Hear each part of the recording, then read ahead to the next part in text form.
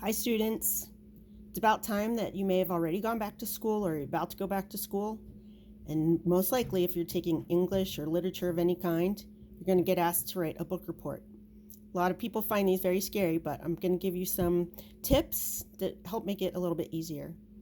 Number one, always answer the questions the teacher asks you to answer. So they may give you a list of things they want you to answer, and even if you do it all in the introduction, or you write those questions down in a list and answer them in the list, make sure that you answer all of their questions so that you win all the points that they are going to give you, right? So if you don't answer all of their questions and you leave one out, they might take, say, 10 points off or something. And you don't want to lose points for just missing a question. Number two, follow the teacher's instructions. If they want you to write that book report in a certain format, make sure you follow the format, or you're going to lose points for that. If they want a bibliography, make sure that you add a bibliography. If they want a table of contents, make sure that you add a table of contents. If you're not sure how to do some piece of it, ask a friend, ask a teacher, ask the librarian. Somebody should be able to help you. To make the book report easier for you, you want to find a focus in the book that interests you, and then explore that focus deeply. Okay, so this could be a lot of different things. There might be a character you really like a lot, and you can talk about how similar you are to them and how they change throughout the book, or how they help the heroine, or if it is the heroine or the hero, what it is about them that you like, maybe things you aspire to be like, or that are similarities you already have. And then the other big piece in a book report is you really need in English or literature to have an introduction, an intro, a body and evaluation, and a closing conclusion. So basically you want to have a precursor to what you're going to say about the book, so you can give a little overview. It sometimes is to prove that you read the book, and sometimes it is just to get you started, to have people thinking about where you're going to go with your body and your conclusion. So if you're only going to be talking about certain things in the book, then you can point that out in your introduction, like that you want to focus on the area that you liked deeply, or if you're in, escalated classes or graduate classes or something like that, that you're going to deep dive into the foreshadowing or character development or something about the author. So for instance, when you're a young student, your teachers frequently want to know that you read the book and can reiterate what happened. That has to do with them knowing that you have comprehension skills.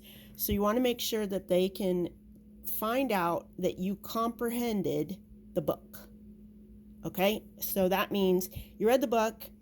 Mary and Tommy went to the store. They saw something suspicious at the store. They lost some money at the store.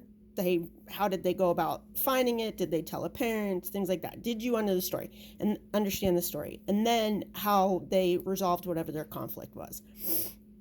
In upper grades, teachers want to know about character development, how the book could impact the reader or society, how the author used concepts taught in your class to clue you into what was going to be happening, what was coming up, or what they wanted this book to emote. So if you are going over foreshadowing in your class, then you should make note that, in say chapter 3, there was a foreshadowing event where the main character had their friend say something to them that later became true, let's say, or fed into a different portion of the story.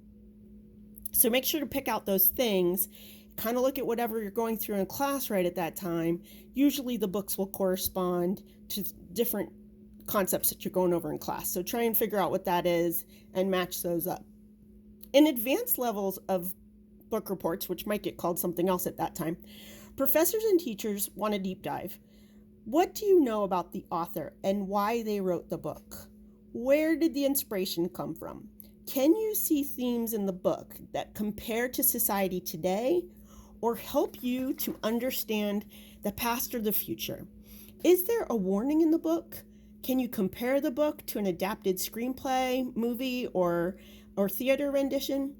What was changed in those other renditions due to time constraints? What was left out? was that important to the story? Did it strongly impact the narrative? Is there something in the book that really impacted you, and why? Do you wish that there had been something in the movie that was in the book? So one of the things about books and movies, a lot of kids say, why can't I just watch the movie and write my book report based on the movie? Well, surprisingly, a lot of the times the movie doesn't follow the book. They'll take characters out, and sometimes those characters are important. It just doesn't fit in the movie. So they might have the person who does that activity change to a different character. So it's very easy for teachers to tell that all you did was watch the movie because it did not match the book. Okay, so as an example, in The Hunger Games, there are large portions of the book that's left out. They just don't have the time to cover it all. So in the first book, they talk a lot about Gale's family. And they do actually show reference to Gale's family in the film, but you would not know that unless you had read the book. There's a lady who's hanging up wash, and that is representing Gale's family. But there's no way for you to really know that from the movie. And the book has them much more in depth. And it matters a lot to Katniss. But in the Mockingjay, as an example, Prim, Rose goes in to talk to Peeta, and that character completely changed. So it was supposed to be a mutual friend of Peeta's and Katniss's from District 12 that was in their grade, and they couldn't add her to the story or didn't want to add her to the story, and so they used Prim instead to do that activity. And then also at the end of the book, Katniss does not get pardoned. It is actually a doctor who says that she's unfit and was basically insane at the time that she assassinated President Coin, and that's not what happens in the movie at all. She gets pardoned. So if you were to use any of that data in your book report, it would become very evident to the teacher that you didn't read the book. So if you want to bring the movie into it, you should do a comparison and a contrast and say, why it worked out for them to make that change. Another big change was that Effie was not hardly in the last book at all. She's in at the very, very, very end. But they replaced Flavia with Effie, and the author of the book had decided that was great. She really enjoyed how they managed to do that. So those are the different things you're going to do for book reports. Come back to learn more. And if you have any questions, go ahead and put them in the comments. Thank you.